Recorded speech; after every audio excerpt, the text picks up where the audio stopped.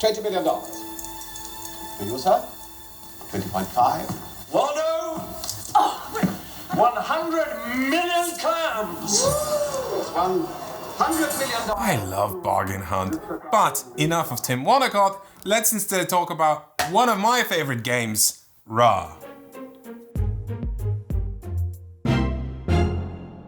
Welcome to My Favorite Game, a series where I explore my favorite games, but in a given genre. Today we're talking auction games, and I want to ask you a question.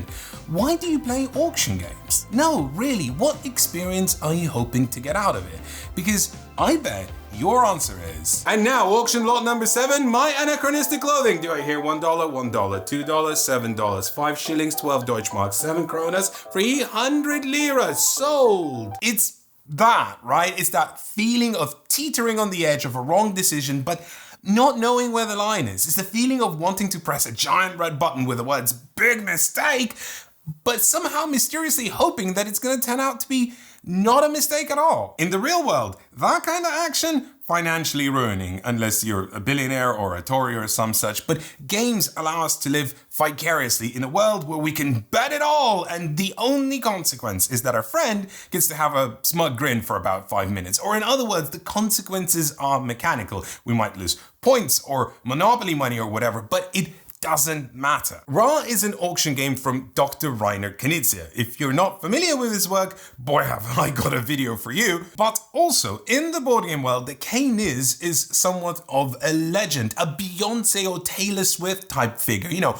been around for ages, still putting out bangers, wears a bow tie, a little bit country, a little bit rollin' right. But auction games is what he's most famous for. And I don't just think that this is the best game he's ever designed, I think this is the best auction game, period. Because unlike other auction games, the bidding isn't the exciting part. It wants you to experience the consequences. At the start of Ra, you get free bidding discs. This is the only currency you have. There's a total of 16 of these sun discs in the game with values from 1 to 16, and each player has 3, and there's always one on the center of the board. Let's say you want to make a bid in an auction. Not going to explain what you're bidding on in this game just yet. To make a bid, you offer one of your discs. The next player in turn order can outbid you, offering a disc with a higher value. Players keep bidding or permanently passing until one clear winner emerges. Ra is what you call a closed economy game. Any currency that leaves your hand stays in the system. And in this game, in a particularly painful way. See, winning a bid can be pretty easy. Let's say I have the number 16 disc. This is the highest value in the game. If I bid with it, I immediately win the auction. The other players can't even compete. But here's the thing, if I win an auction, I of course get to claim my prize, and then I have to spend my sun disc. The sun disc goes into the center of the board, where it replaces another sun disc that was placed there in a previous auction. This disc from the board will now be a sun disc I possess in the next epoch, and an epoch is essentially a round with multiple auctions. So I don't have a 16 anymore, and instead I have a free. I guess whatever I was bidding on better be worth it. But to add insult to injury, this 16 is now available to be claimed by the winner of the next auction. Which I guess could be me, but likely isn't, because I've just spent my best currency. Dope, right? So that's the first layer of consequence. Okay, but what are you bidding on? Well, tiles. But this is where it gets a little bit complicated. There's a whole deli worth of different options, and some of the sausages on offer are really not very good. Most tiles are obvious benefits, and you want to bid on them, but just because the tiles are good doesn't necessarily mean that they are good to you. Your strategy emerges as you accumulate auction winnings in your personal tile portfolio. Let's have a look at monuments. There are 8 different monuments in the game, and you'll score points if you invest heavily into one type of monument or completely spread out into different ones. You know those weird guys that hang around parties by themselves in dark corners, and then you talk to them and it turns out they're really into Sphinx statues? We've all met them. Well, let's pretend you're that guy. You've been building up a steady supply of Sphinx statue monuments. If you have at least 3 of them by the end of the game, you'll get 5 points. If you have 5, you'll get 15 points. So far so set collection, but think about how well the game telegraphs your intentions. Everyone at the party can see that you're the weird Sphinx statue guy. You're in a dark corner and you're wearing a t-shirt that says Sphinx me bastard one more time. If you've got 2 Sphinx monument tiles, that means that every subsequent one you get will net you 5 points. And the other players know that, so they either won't let you win them or deliberately gouge you for higher value sun discs. And that's just one type of tile. Others include Nile tiles, which will score you 1 point each at the end of every epoch, which is nice because Nile tiles persist through epochs. But they won't score you any points unless you have a flood tile, which don't persist through epochs. Having the most pharaohs will net you 5 points, but having the least loses you 2 points. Better get some of those. Civilization tiles are worth nothing until you have at least 3 different ones. But also, if you don't have any by the end of the epoch, you will lose 5 points. Also, they don't persist through epochs, so you have to keep rebuying them. All of these options create an intricate ecosystem that pulls you into different directions, but also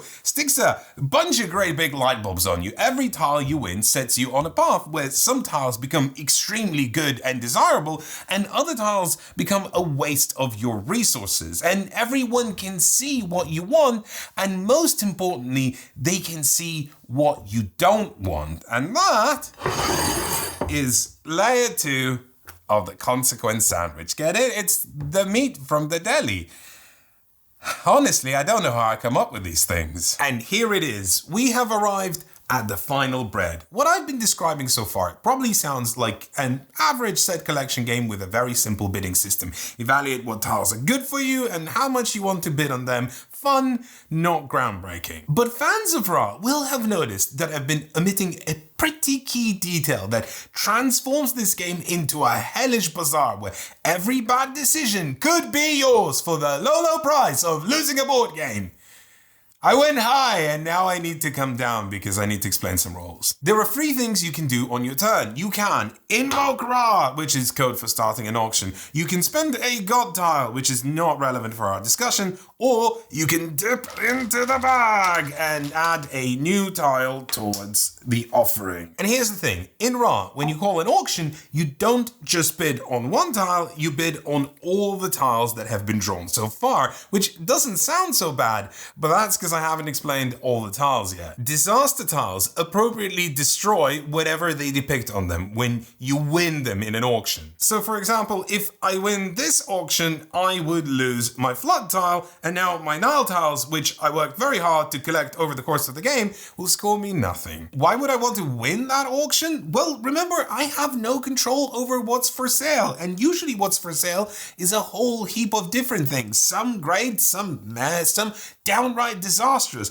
Okay, so if I won this, sure, I would have to get rid of my flood tile, but there's a third Sphinx statue tile right over there, and you know how we feel about those. What players do have control over is just how big this pile gets. The way Ra usually plays is that on their turn, people just keep adding tiles, watching the offering and the anticipation grow until someone loses their cool and hits the big red auction button. There's so much drama in this. It's just one of those delightful board game moments where you watch something steadily develop with twists and turns. There's 3 identical monuments in this auction. That's 5 points by itself. Surely the next player will invoke Ra. Nah, I'll just draw a tile instead.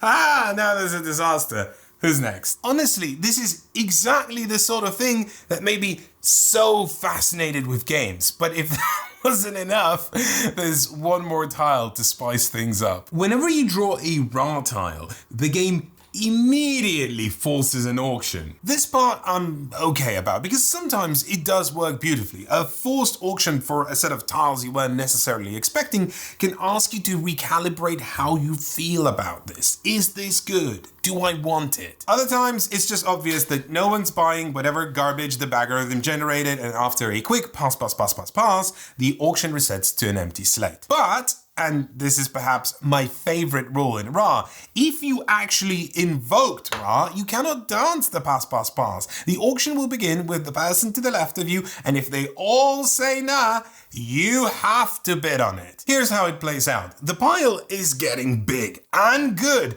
but good for other players and not for you. So if it comes to your turn, you could add more goodies for someone else, which isn't great, or instead, you could invoke Ra before things get too wild. Logically, someone should bid on it. They want the stuff. But if you invoked Ra too early, would the other players actually want to waste a bidding disc on it?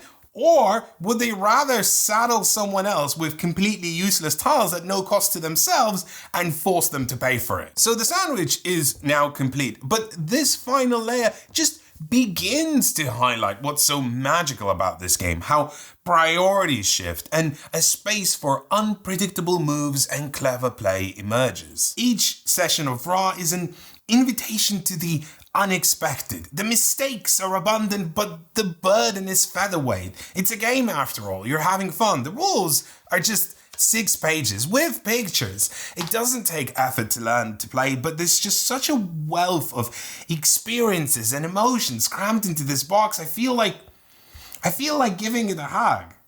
I'm gonna give it a hug. Come here. You've done very well. Some notes on this new edition. Ra has been out since 1999 and multiple versions of it exist. And I'm sure there's lovers out there of their original Aliyah or Rio Grande versions and people who own the FFG and Dice G versions, and all of them are fine. There's reasons to like them. I would not recommend upgrading to this one, but also I am sorry, this version is just amazing. I used to own the FFG/Windrider version, and out of all of them, it's perhaps the least loved one. The civilization tiles are particularly hard to tell apart, and more than once I ended up bidding on something I didn't need, an issue you just won't experience with this one. The player boards are a fantastically nice touch, with a summary of all the set collection rules, plus all the tiles that persist through epochs go on the left, the ones that go away at the end of the epoch on the right. I'm all about these mnemonic devices in board games. It makes play much smoother. There are 2 versions of this new edition. Mine is the deluxe one, and I wouldn't recommend it. I only got it because I already knew Ra was one of my favorite games. I splurged. The only difference in the regular version is that the tiles you bid on are not wooden and the victory point markers are not metal, which is a completely unnecessary luxury. Do as I say, not as I do. What you do get in the regular version, which I could find online for a very reasonable £45, is the same artwork, the same layout, the same thought and care, and also still wooden sun discs, and this giant wooden piece that lets you go, I invoke Ra, which serves no gameplay function, but is a long-standing tradition amongst Ra enthusiasts, and I approve it. Or in other words, you can spend an amount of money that is appropriate for a board game and get yourself a beloved classic that has remained a mainstay for decades and now looks better than ever. Ra just does not disappoint. It's fine-tuned to deliver agony and fun in precise measures, and never the same carousel of conundrums that's guaranteed to make the question, is this worth it, permanently unanswerable. That is until you've spent the sun disk, and by then it's too late. On the next episode of My Favorite Game, we'll talk about my favorite deck building game. If you do know what that is, don't be a spoilsport to others. If you don't know what it is, leave your guess in the comments. Also leave the comment if you also love Ra like me, or if you think I'm wrong and there's better auction games out there. And also subscribe, because if you don't subscribe, you'll never find out what my favorite deck building game is, and that's just a bid you don't want to make. And now, I'm gonna eat my sandwich.